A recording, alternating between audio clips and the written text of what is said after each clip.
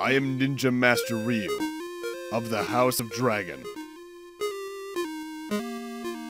Now that business has been taken care of, it will be most relaxing to spend some time at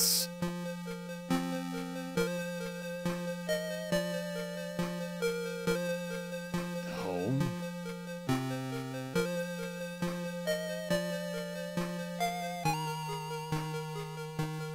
Everyone dead. Ryu, you must. Ryu, the Bushido. Gone. Gone.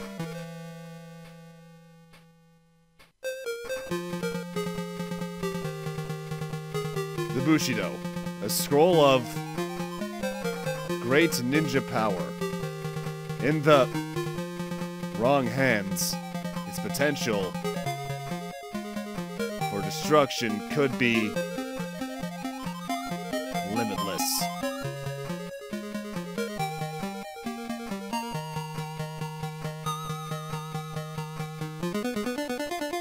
Let those responsible for this beware.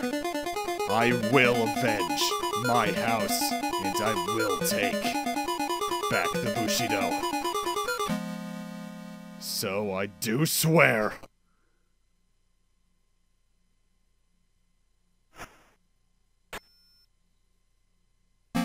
Text scroll slow enough for you there? Hello everyone and welcome to Let's Play Ninja Gaiden for the Master System.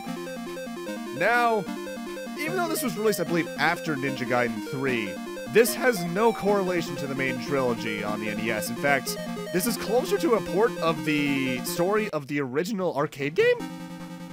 Chapter 1, Escape in a Forest.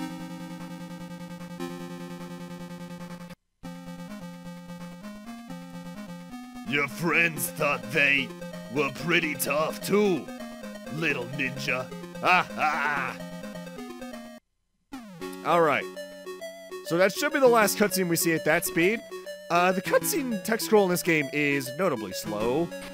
However, you can speed it up just by pressing, I think it's the 1 button on the Master System controller. Though it speeds up per line. So it would say, your friends thought they were pretty tough too, ninja, and then you have to wait a second, then press B again for the second line to show up entirely. If you press the button too fast, you'll accidentally skip a cutscene. Alright, now gameplay-wise, Master System here doesn't offer too much different than the NES games. For instance, you've seen it a couple times by now.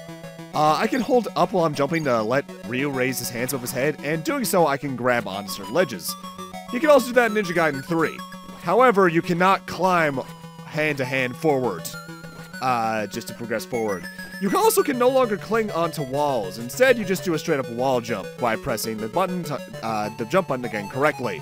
I believe you have to hold towards the wall while you're doing that, but yeah. A new mechanic for the game is a desperation attack where if you press the jump and attack button at the same time when you have a certain amount of health, you'll actually do basically a screen-wide bomb attack, which will instant-kill any normal enemies, but I think it only does 1 bar of damage to boss fights. I think that roughly costs around 5 health, so you need to be careful. If you try to use it below 5 health, it just does nothing. And Ninpo is still very much a thing in this game compared with the sub-weapons. By the way, that B is just score. However, your Ninpo bar can get absurdly ridiculously high in this game. I'm talking 3 9s. And I think once it goes above 999, I think it's technically unlimited at that point.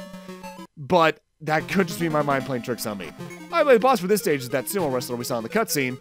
He'll walk left until around the 3/4 mark and then charge. In which case he'll hit the wall and a couple of ninjas will drop down. Then he rinses and repeats. Now, what makes bosses kind of annoying in this game compared to the main trilogy is that they actually have invincibility frames. In other Ninja Gaiden games, you could just hit them over and over again and you'd be doing damage every single time they're basically a hitbox traveled over their hurt box. In this game, though, they get invincibility frames and that makes the bosses quite a bit slower.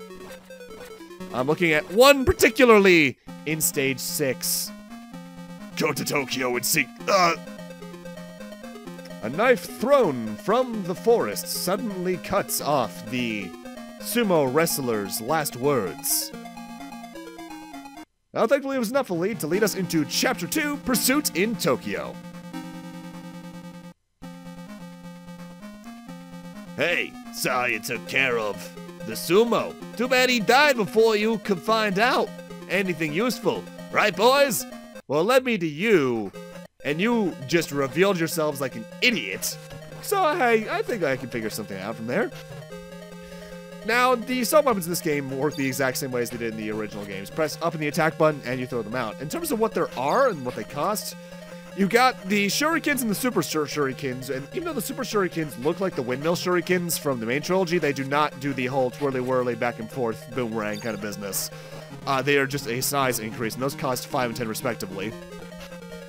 What I believe I think I have it in the last stage for a brief moment, is the 4-way whirlwind, which is kind of a plus-shaped attack where you shoot something in every single one of the 4 cardinal directions away from you.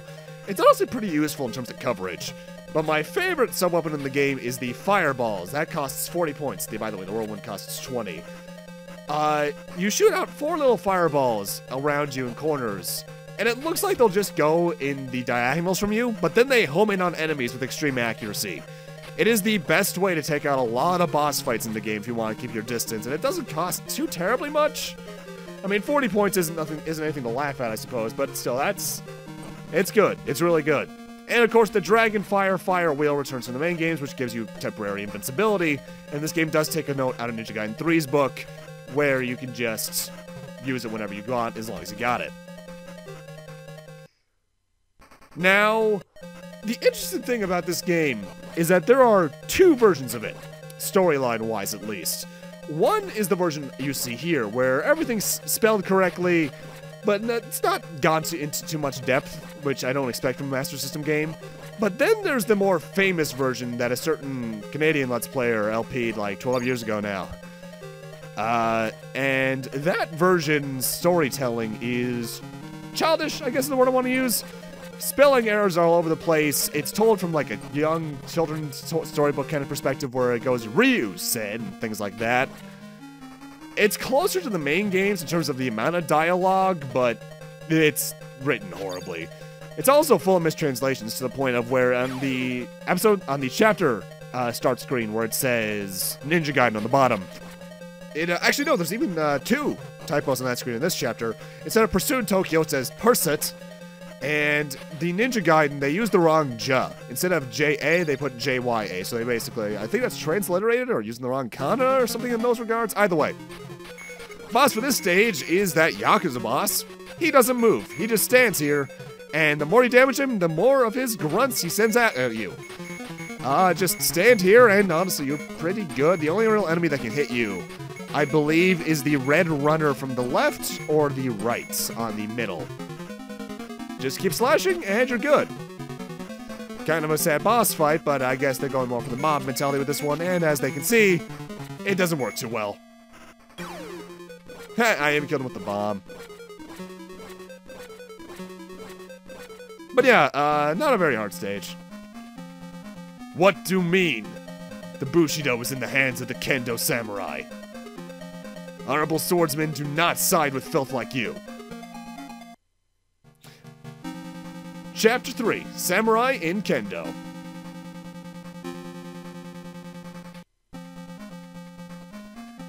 Somehow I knew you would make it at least this far, Ryu. Now nothing personal, but you must be killed.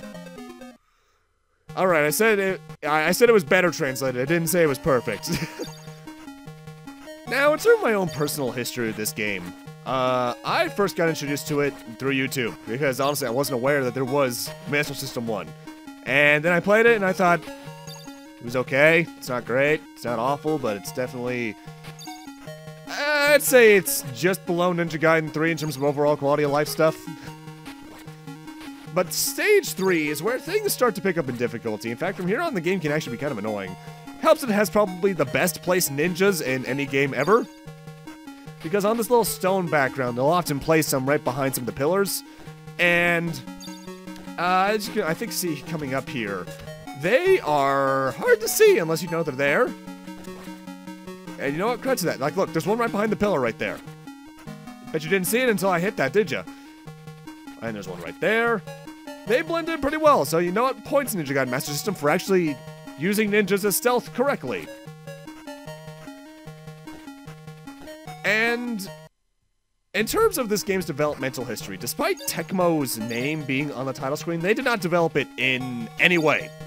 They basically just slapped their name on this just so Sega could get the rights. This game was actually developed by a joint venture of Sega and Senritsu Denki known as Sims. Now, Senritsu Denki basically made a lot of arcade ports to Genesis and Game Gear of Sega's games. I think they made the Genesis Tetris game. That's about it for their note. But as for Sims, their little joint venture, they made some of the Aladdin games prior to the Genesis. They made Tails Sky Patrol, Vampire Master of Darkness, and the most notable thing in my eyes is the Mighty Morphin Power Rangers, the movie, the game on Genesis, the really fun beat 'em up. That one, they did good there. Now, there isn't too much that we know about this game behind the scenes, but we do know is that there is a stage select. You need both controllers connected to the Master System. If you hold up on the first controller, down the second, and then press buttons 1 and 2 on both, a menu will pop up that has a level select, sound test, and settings for lives, infinite nimpo, and invincibility. So essentially, it's the debug menu, I guess, just available to everyone. But hey, you know, that's fun and useful. Invincibility alone just sounds fun. So does infinite nimpo, which I believe at this point I have, but you'll see me more often than not spam the fire wheel, because I still find overall, just for time saving, the fireball is more useful. Now, in terms of the little pixels you can find that aren't sub-weapons, they're pretty self-explanatory. We've seen most of them already, even. There's the blue bonus, which is 5,000 points, the red, which is 10,000, the blue and red nimpo points, which are 1,500 respectively. There is a health restoration item, which is represented by, I believe, a Japanese character that I don't know exactly what it reads. It probably just reads outright health or something. And that restores 10 hit points. And then a bit more common later on, I believe, although I think we actually got one not too long ago, just based off the time, is a time bonus that adds, I think, 100 seconds or something? Timer, by the way, just does the usual thing. You die if the time runs out. And the boss of this stage is the samurai from the cutscene, and he only has this one attack where he dashes towards you and tries to slash you. If you get yourself into a good rhythm, you're pretty fine. Otherwise, you might be going to be taking some cheap hits you probably shouldn't be. Though, admittedly, the range of its dash is kind of deceptive, so you might want to go a bit farther than you think you should, because you also have to account for his little slash effects. Oh, to Mount Fuji. They have my daughter. She is a geisha and cannot fend for herself. Please, save her. Save her. Alright, right into Chapter 4, Rescue Geisha. I must move quickly. If they find out about the samurai, they may harm the geisha.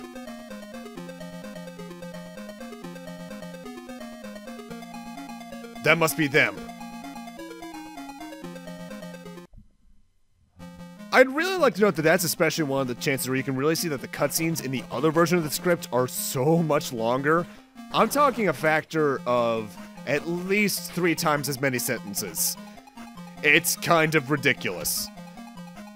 The best way to describe the 2 different scripts, though, this version of the script is much more focused on Ryu's perspective of all the events, which is why the thoughts are very single-handed in one perspective and quick thought, because, you know, he has to rush. In the other one, they go more like Ninja Gaiden-y, as I said before, where it's a lot more, every character gets a lot of lines, dialogue, and it's at times obtusely in-depth. And there's only really one cutscene I think is better in the other script, and that's not until right before the final boss. Now, speedrun-wise, this game still isn't that long. Let me put it like this. Ninja Gaiden 1 is about, I think, 11.5 minutes at this point. This game's world record is about, I think, 16 minutes long, if I'm recalling correctly? Yeah, 16:19 set 4 years ago. So, not that much longer, but I can assure you most of that difference is just in the boss fights, because they are so much slower than they are in the main game. Either way, this stage's main gimmick is that it has water that pushes you along. Water current platforming, my favorite. Honestly, I've always found water currents more annoying as a gimmick than ice has ever been. I don't know why, but it has. Also, seeing these particular green ninjas reminds me, most enemies in this game will be taken down in one shot. However, especially from stage 2 onwards, there usually is one type every stage that takes 2 shots. There's even some in later stages, if I recall, that take 3. But no matter what enemy it is in the game, a sub-weapon will one-shot them. So sub-weapons aren't really worth using in this game. In fact, I think there's one enemy in the next stage, I believe it is, that's just completely invulnerable to your sword. I'm not sure if that's because, technically speaking, your sword misses it even when you're crouching, or if it's because the range is just that much worse. Now, due to the way the game controls, one thing I'll give the platforming in this game compared to Ninja Gaiden's 1 through 3 is that enemy knockback and bottomless pits aren't a big a threat as they are in those games, because even though you don't have the wall cling, the wall jump in this game is deceptively good for getting you out of trouble in that regard, because you have a really good arc with it. Plus, you can chain it very easily. And by the way, I'm gonna, at this point, try to keep my hands on this fireball power-up until the end of time, because at this point, it's gonna be my best bet for dealing with anything, really, especially with some of the enemies on smaller platforms we're gonna be seeing from here out. Now, the manual for this game doesn't have much of interest in it, but it does have little stage bios that I'm going to be going over eventually, that essentially just tell you what you're in for, including the names of the bosses, which would have come in handy if I remember that those were there at the start of this video, but no, they're there. For instance, stage 1 is Escape in a Forest. Ryu has left his decimated village to begin the search for the Bushido. His path leads him through the familiar forests of his childhood, but the gang who destroyed his village have also turned the peaceful forest into a deadly obstacle course filled with treacherous ninjas, tree bombs, and spike traps. Traversing this dangerous path is but half the battle, though, as your final adversary is the dreaded Mammoth Sumo Wrestler. You must defeat him in the battle to learn the location of the Sacred Scroll, but is your ninja skill only matched to his terrific strength? Essentially things like that. A paragraph about the stage, a paragraph or so about the boss. Nothing too in-depth, but I will be reading all of them for all the stages for the next part, because at this point, we're actually at the boss fight for this one. The boss for this stage is the very creatively named Jetpack Soldier, who is probably the most complicated boss in the game, because he has more than one pattern. For the first half of the fight, he's just going up in a little arc, from corner to corner, shooting spreads of bullets when he reaches the edge. At about the halfway point, though, he inverts himself and starts flying the opposite way, as well as making a little M formation when he fires his bullets. Believe it or not, this is the most complicated boss in the game, and you know what? I respect it for that. But that said, as you can see, Fireball's not exactly his best friend. And that's the end of that stage. This is where the platform is going to start getting really much more difficult, so keep your wits about you. Ninja Master Ryu? Then my father... Where is... Oh, Ryu. In-depth character dialogue. But with that, I'm going to need to end this off here. Thank you guys for watching, and in part 2, we're gonna go do the rest of the game, because it's pretty short. See you guys then!